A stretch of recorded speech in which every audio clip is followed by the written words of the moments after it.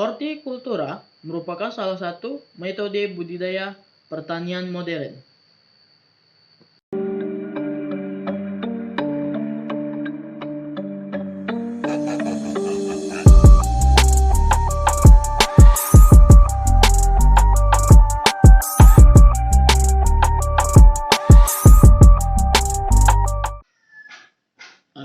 Assalamualaikum warahmatullahi wabarakatuh. Selamat siang.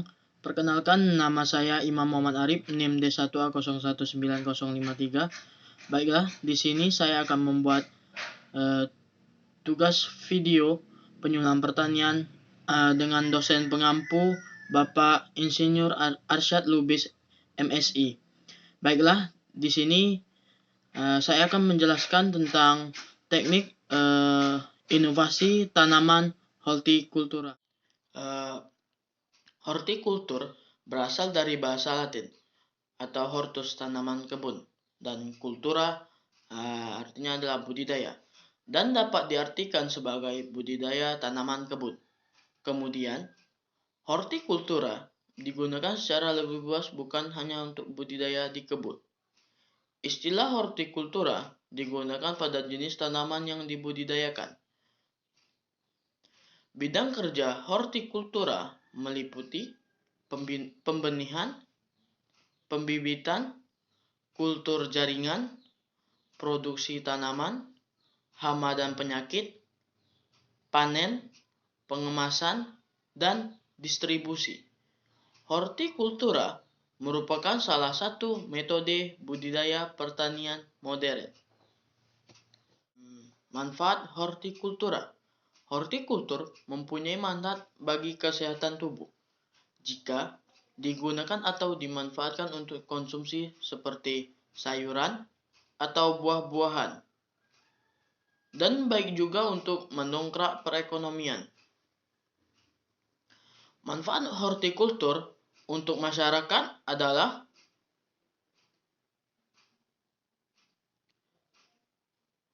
hortikultur memberikan manfaat bagi masyarakat dalam penyediaan makanan sehat dan juga bermanfaat bagi penghilang stres atau kepenatan pada saat berada di area perkotaan.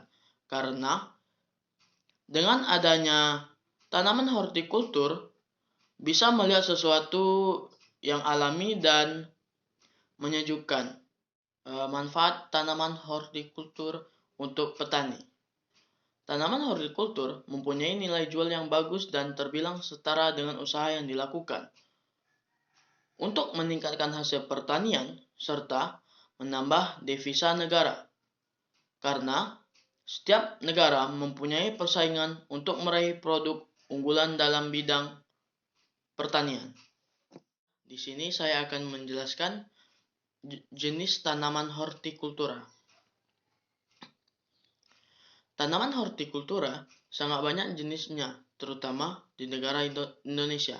Di antaranya ada sayuran, daun buah, dan tanaman hias. Yang akan dijelaskan di bawah ini.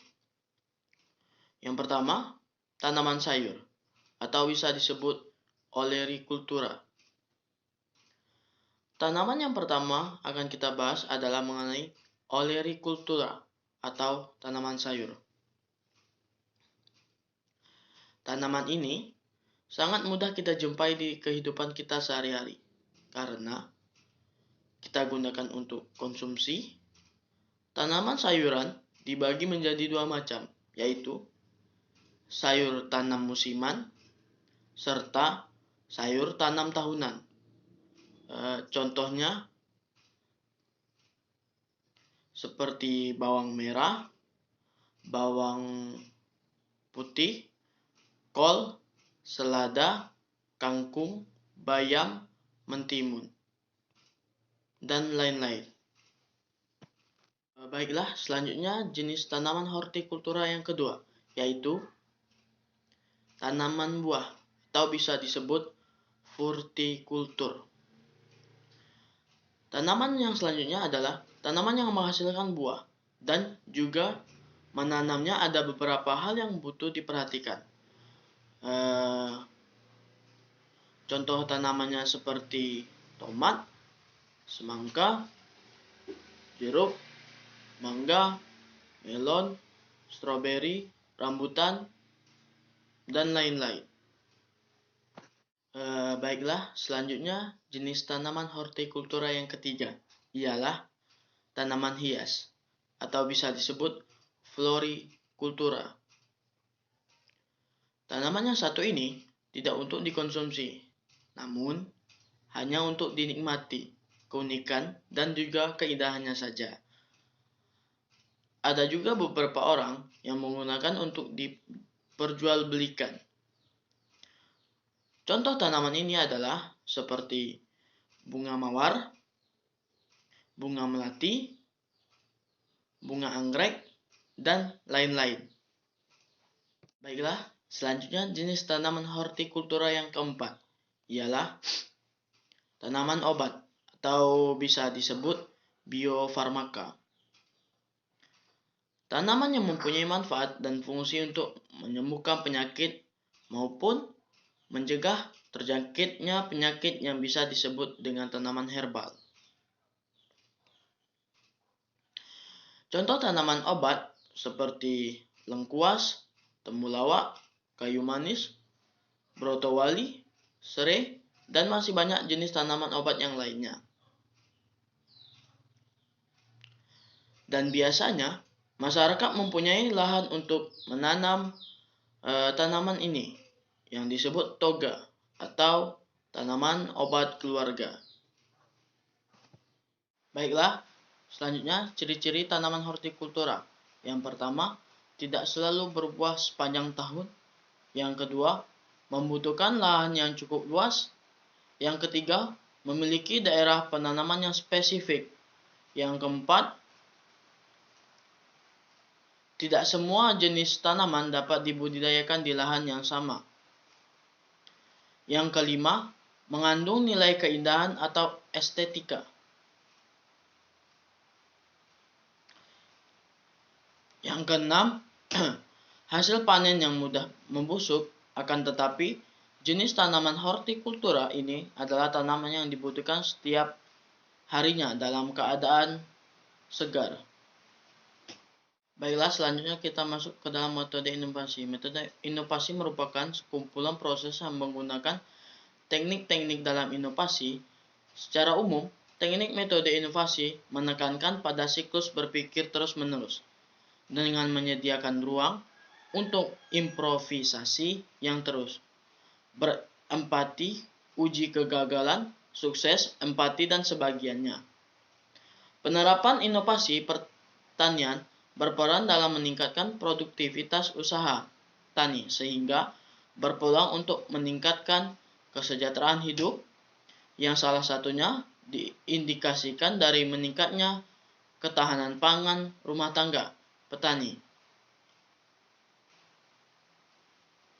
Inovasi teknologi pertanian berperan penting dalam meningkatkan produktivitas pertanian, mengingat bahwa peningkatan produksi melalui perluasan lahan ekstensifikasi sulit diterapkan di Indonesia di tengah-tengah konversi lahan pertanian produktif ke non-pertanian semakin meluas. Petani sebagai ujung tombak pembangun pertanian berperan sangat penting dalam meningkatkan produktivitas hasil pertanian. Mengingat bahwa petani sebagai pelaku utama pertanian, inovasi teknologi pertanian tidak akan ada manfaatnya jika petani tidak menggunakannya. Oleh karena itu, pengadopsian inovasi teknologi ini oleh petani penting guna meningkatkan produktivitas usaha tani. Pada tataran mikro, yaitu rumah tangga petani, penggunaan teknologi pertanian yang inovatif diperlukan untuk meningkatkan hasil panen petani. Dengan demikian, pendapatan petani meningkat dan kondisi ketahanan pangan rumah tangganya semakin kuat. Tahapan budidaya hortikultura. Yang pertama, persiapan lahan merupakan tahap awal dari proses budidaya hortikultura ialah sebagai hal yang terpenting disebabkan karena tanaman yang dihasilkan itu akan bergantung pada yang pertama, luas bidang tanah atau juga lahan yang akan kemudian dipakai. Yang kedua, persiapan lahan dapat atau bisa juga menggunakan cara yang modern atau juga dengan konvensional. Tentu saja terdapat kelebihan serta kekurangannya. Baiklah, selanjutnya tahap budidaya tanaman hortikultura yang kedua, proses pembibitan. Pembibitan dilakukan pada saat ingin mendapatkan tanaman yang kemudian akan dibudidayakan. Biasanya disebut dengan perpanjangan tanaman. Memperbanyak tanaman tersebut mempunyai dua cara, di antaranya generatif dan vegetatif. Generatif ini dilakukan dengan penggunaan biji serta untuk vegetatif dilakukan dengan tangan manusia. Selanjutnya, yang ketiga, penanaman bibit. Apabila pada proses pembibitan tersebut sudah selesai, maka langkah selanjutnya ialah penanaman. Baiknya, penanaman tersebut dilakukan di pagi hari atau di sore hari. Pada saat terik matahari, itu tidak terlalu panas. Yang keempat, pemeliharaan tanaman. Peliharaan yang dilakukan di tanaman hortikultura ini juga haruslah lebih ekstra, serta membutuhkan perhatian lebih yakni di dalam hal seperti pemupukan, penyiangan, serta juga mencegah serangan hama penyakit. Tentunya hal ini berbeda, tanaman akan berbeda juga cara pemeliharaannya. Yang kelima, panen. Proses terakhir yang kemudian digantikan oleh seorang petani, yang mana hasil panen itu sesuai dengan apa jenis tanamannya. Bisa saja berupa seperti umbi, buah, daun, serta lain-lain. Baiklah, mungkin hanya itu saja yang dapat saya sampaikan tentang teknik inovasi tanaman hortikultura ini, dan apabila ada kesalahan dan materi yang tak tersampaikan di dalam pembuatan video, saya mohon maaf. Sekian, terima kasih. Wassalamualaikum warahmatullahi wabarakatuh. Selamat siang.